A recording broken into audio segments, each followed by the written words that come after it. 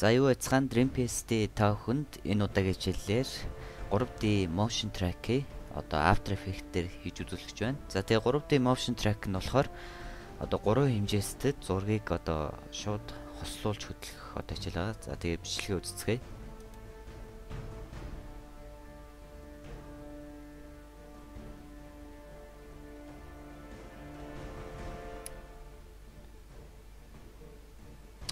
За та харсан байх. За би та бүхэнд туршлагын журмаар бичлэгийг одоо шууд татаж өгөхөөр тавьсан байгаа. За тэгээд эхэлцгээе. За энэ түрүүнд файл import файл гээд за бичлэгээ оруулна. За тэгээд бичлэгээ оруулангуудаа энэ доор байрлах хэсэг дээрээ шууд тааруулна. Ингэхээр таны бичлэгийн хэмжээ шууд нэг composition болж үүсэж байгаа. За тэгээд одоо энэ дээрээ 3D camera tracker. За 3D camera tracker нь зөвхөн CS6 дээр байгаа. Харин CS4, 5 дээр тусдаа camera tracker гэж хэрэгслийг татаж авах болно. Харин CS3 дээр байхгүй. За тэгээд camera tracker энэ дээрээ татаж авчаад за ингээд analyzed in the background гэд энэ дээр одоо фреймүүдийг уншиж эхэлнэ. За энэ нэлээ удах болно. За тэгээд таны хурднаас шалтгаалan хөдлөх болно. За харж байгаа 1 минут. За тэгээд тэр хоорондоос та бүхэнд бас анхан шатны баг зэргийн эсгүүдийг хүргэе. За тэгээд та хэрвээ ямар нэгэн одоо эффектүүдийг хийх гэж байгаа бол за new за тэгээд энд текст эсвэл шууд текстээ энэчнээс авч болно. За тэгээд мөн адил solid. За solid-ийг ямар нэгэн арын фоныг одоо гоё болгох, за өнгийн солих гэх мэтийн хэрэгслээр хэрэглэнэ. За light гэдэг нь болохоор одоо гэрлийн хэрэгсэл байгаа. Одоо нэг төрлийн гэрэл тусгах хэрэгсэл байгаа. За камер гэдэг нь болохоор одоо камерыг одоо гаргаж ирнэ гэсэн үг. Одоо хаанаас нь авах, хаана харуулах гэдгийг үзүүд. За null object гэдэг нь болохоор ямар нэгэн одоо дагаж хөдөлгөөийг хэрэглэнэ. За тэгээ shape layer гэдэг одоо нэг тийм дүрс хэлбэр. За тэгээ adjustment layer гэдэг нь одоо заавал solid хэрэглэхгүйгээр одоо энд байгаа эффектүүдийг adjustment layer дээр хэрэглэж болно гэсэн. За тэгээд хэрэгслүүд болохоор маш олон төрөл байгаа.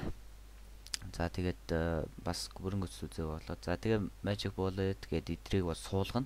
За ингээ болчлоо. За шууд одоо камер руу оръё.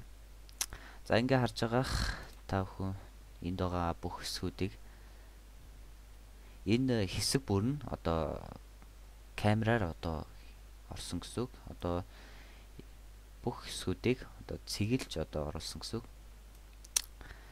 За энэний дараа яах вэ гэхээр одоо solid өсгөн. За эхлээд энэ дээрээ тааруулж байгаа. За яг хаана оруулах вэ гэдгийг шийдээ. За эхлээд жоох урагшлуулах юм. За энд байна гэж бодъё. За тэгээ маус хоёроо дараад биднэрт одоо great solid за одоо бас камерыг хамтд нь хийх хэрэгтэй. За тийм учраас ингэж хийн. За тэгээд ногоон solid гарч байгаа. За тэгээ энийг layer precompose.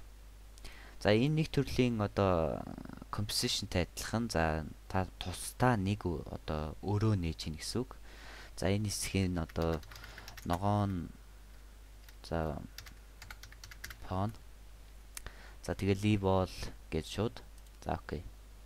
За инхээр тусдаа нэг өрөө өсч гэсэн үг. Энэ харж байгаа дээд талд нь тусад нь гарч ирж байгаа. За одоо энийхээ size-ыг өөрчлөх хэрэгтэй. За composition settings. За тэгээ энийг HD 729/97 гэдэг дээр тааруулж агаад за тэгээ окей даа. За ингээ бидний solid үслээ. За тэгээд энийг зүрдээ за шууд энчнээс үдирдэж болно. Transform fit to comp. Тэг ингэхээр шууд таны хэмжээ шууд орж ирнэ гэсэн. За тэгээд presets гэдэг рүү орж агаад corner. За corner pin. За энэ яадаг вэ гэхээр одоо энэ дээр байгаа дөрвөн цэгийг одоо хөдөлгөнө гэсэн үг. За хөдөлгөхөөс өмнө энийг тааруулцгаая. За тэгээд энэ rotation tool. За тэгээд За нэг зөв тааруулаад за тийм аа сонгож жоод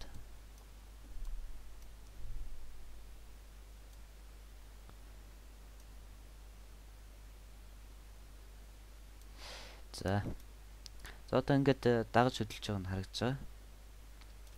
За тэгээ энд жоохон ингэж илүү гарах за нэг тим байна. За тэгээд энийг нь одоо энэ corner pin-ээрээ засгуулна. За ингэж хөдөлгөөд за тэгээд дараа нь дахиж хараад за энийг дахиад жоохон багасгах хэрэгтэй.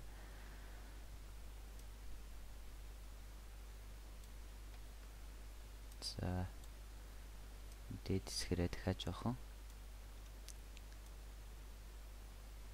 За одоо дахиад жоохон зассан. За арай л доош болгочих. За хараадах.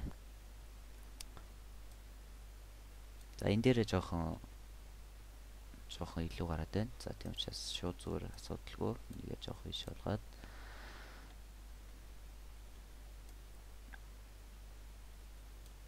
за энэ дээр нь дахиад жоохон. За ингээ боллоо. За хүлээж аваарай. За энэ дээр нь дахиад нэг жоохон асуудалтай. За та бүхэн ингээд шууд гээ хийж болно. За тэгээд одоо энэ дээрээ мэдээж зураг, за бичлэг, за юу байдیں۔ Тэргээ одоо оруулж болно. За тэгээ энийг яаж оруулах вэ гэхээр за file import file. За жишээ нь за энэ зургийг за тэгээд ногоон фон гэдэг дээрээ тааруулж байгаа. За тэгээд энэ дээрээ S үсгээ дараад за тэгээд size-а багасгаж өгөөд за тэгээд энийг за тэгээ ногоон фон гэдэг дээрээ дахиад corner pin гэдгээ оруулж өгөх хэрэгтэй. Тэгвчээж одоо зөв хэмжээнд нь оруулж өгнө.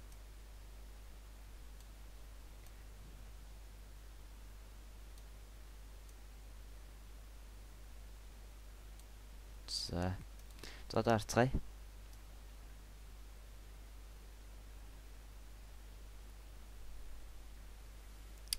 За болж байна. За нэг бичлэг хийх гээд үз.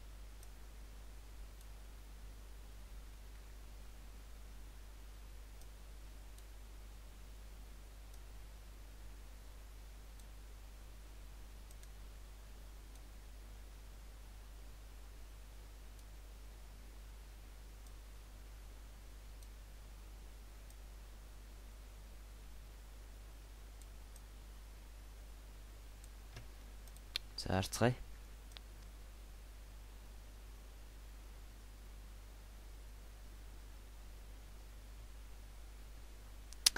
За ингээд өнөөдрийн хичээл инхүү дууслаа. Та бүхэн таалагдсан гэж итгэлтэй байна. За тэгээд хамгийн гол нь одоо CS4 5 дээр camera track нь арай л өөр хэрэгсэлтэй байна. Яг гэвэл CS6 одоо сүүлийн Adobe компани сүүлийн хөлбөр болохоор илүү боловсронгуй болгож одоо camera track-ыг шууд өөрийн хэрэгслээ болгосон. Тийм учраас CS6-тай хүн болвол шууд camera track-ыг шууд хэрэглэж болно. Харин CS4 5-тай хүн болвол camera track-ыг суулгах хэрэгтэй. Гэхдээ арай л өөр хэрэгсэлтэй байна. За тэгээд өнөөдрийн хичээлийн дуслаа. Анхаарал тавьсан баярлалаа.